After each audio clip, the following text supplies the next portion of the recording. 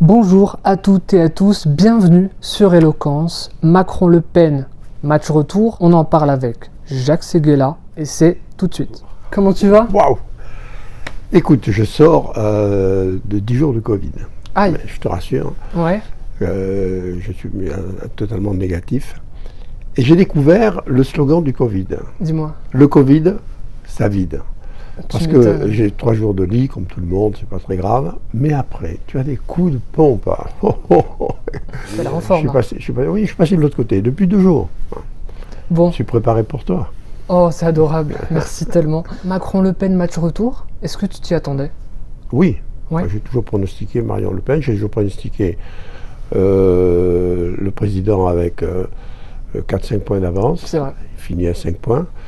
Et j'ai toujours pensé que la poussée de l'insoumis serait finalement la grande nouveauté de la campagne.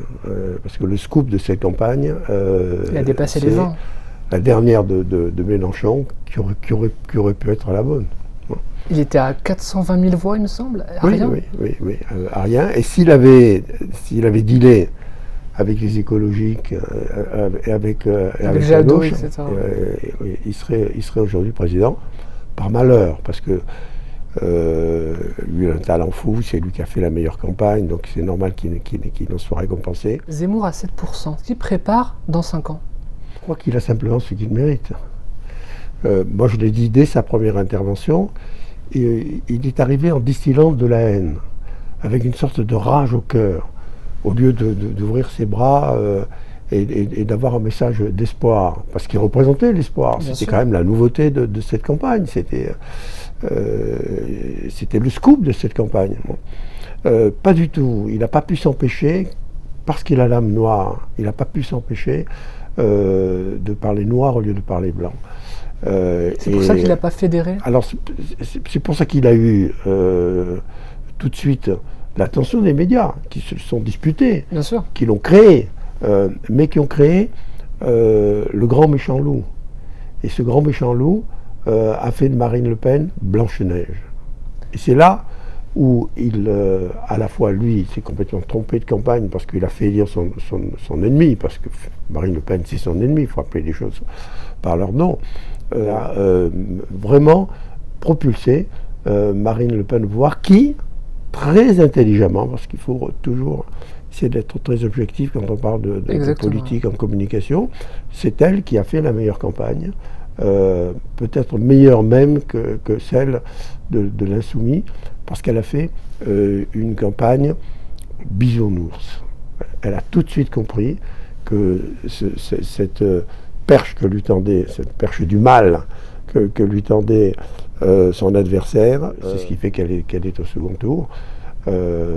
C'est ce qui fera aussi qu'elle ne sera pas élue présidente, parce que... J'allais te le demander à la fin, le pronostic, Oui. mais t'en es sûr? Chacun a ses vérités infuses, hein, donc ça n'engage que moi. Oui, moi je crois que c'est Macron qui gagnera.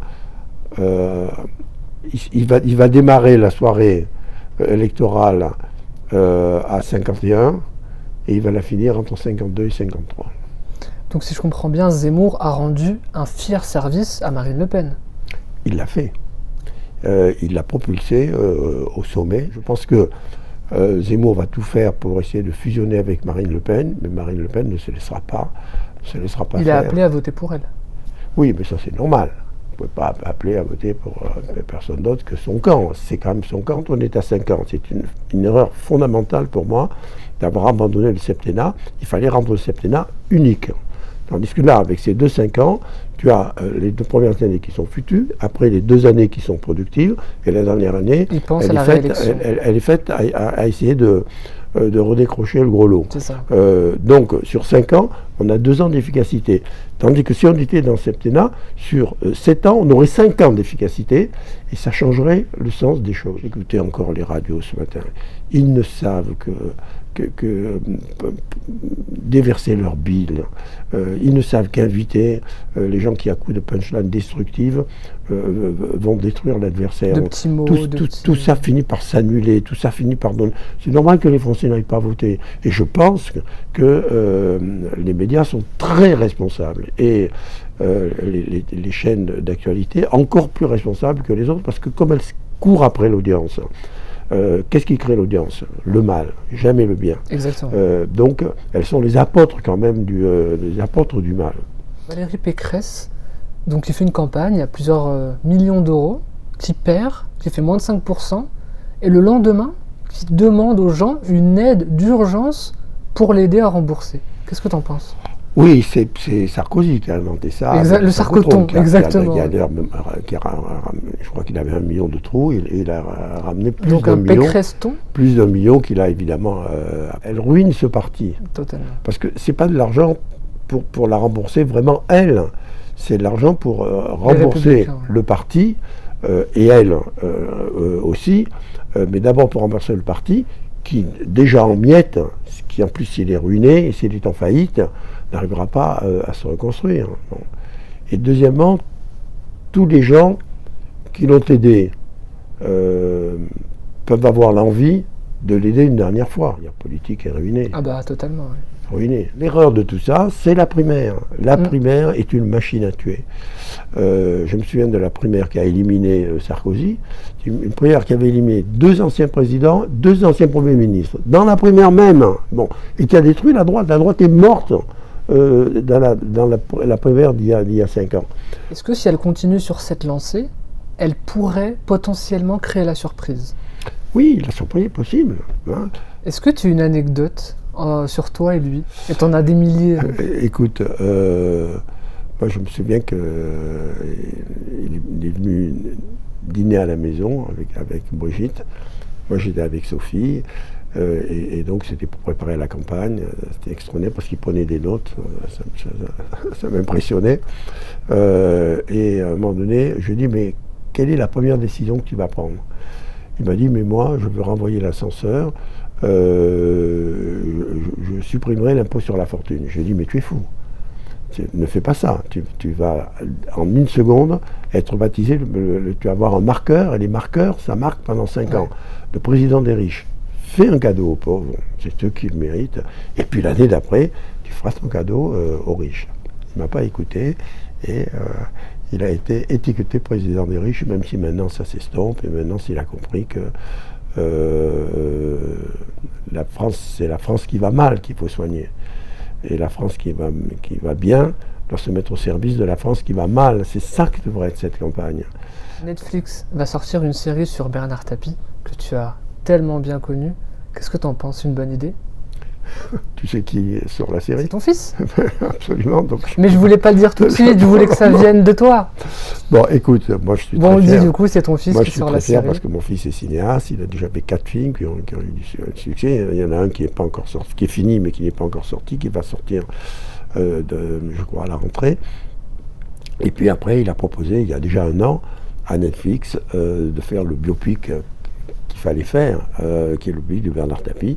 Bernard Tapie l'a vu naître. Donc lui, il a maintenant 42 ans, mais pendant pratiquement 40 ans, Tapie a fait partie de ma vie, de la vie de la famille, des vacances qu'on a passées ensemble. On ne s'est pas quittés. Il y aura des choses vraies, il y aura des choses fausses. Et au début, il dira, tout ce que vous allez voir n'est pas vrai. Il y aura cette part de rêve, d'imaginaire. Il y aura cette part de rêve, d'imagination. C'est un grand romantique, Tristan, et c'est lui qui a écrit, qui écrit la série. Donc il met aussi son âme dans cette série et son cœur à l'ouvrage. Donc je pense que ça va être... une série réussie. Sacré casting aussi, Laurent Lafitte. Il est au premier tiers, avec Laurent Lafitte qui est l'exemple, protagoniste. c'est le portrait craché. Et en plus, ils ont transformé le visage, etc. J'ai vu les photos. À un moment donné, c'est Bernard. Incroyable, absolument. Magnifique, t'en es fier, ça se voit quand on parle. C'est ton fils, C'est mon sa fils, série, c'est mon c'est fils. Netflix, Et c'est surtout, Bernard. tu vois, moi, je suis ravi de ma vie de publicitaire. Elle m'a tout apporté. Et j'ai eu la chance d'arriver au moment où la publicité a trouvé ses ailes du désir. Et donc, je me suis envolé avec ça. Mais si je refaisais ma vie, je rêverais d'être réalisateur ou producteur. Mais parce que quand même, la publicité, c'est l'éphémère. Et le cinéma, c'est l'éternité. Tu l'es un peu à travers ton fils, quelque part. Oui. Merci infiniment, Jacques, de ton temps. Bonne continuation. Bon, et bravo à toi. Merci beaucoup. Donc, 3000 Bientôt 3000, ouais. Bon, et donc, il faut rajouter un zéro. Je reviens de voir à 30 000. Il faut rajouter un zéro. Voilà. Bon, super. Merci, Jacques. À bientôt.